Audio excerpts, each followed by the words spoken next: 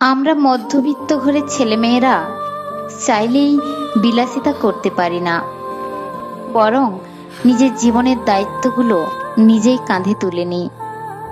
আমরা চাইলেই দামি দামি জিনিসের স্বপ্ন দেখতে পারি না, বরং মা বাবার চোখের জল মুছে দিই।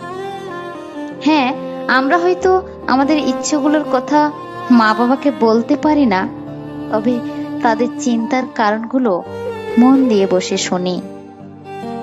আমরা মাকে বলতে পারি না, মা আমাকে এই জিনিসটা কিনে দাও, মা আমাকে ওই জিনিসটা এনে দাও, বরং সবটা বুঝিয়ে নিজে করার চেষ্টা করি।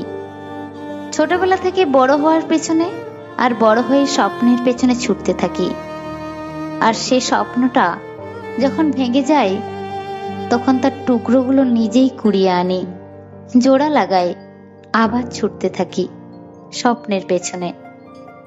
আমরা আমরা মধ্যবিত্ত ঘরের ছেলেমেয়েরা না বিলাসিতায় নয়, কর্মে বিশ্বাসী।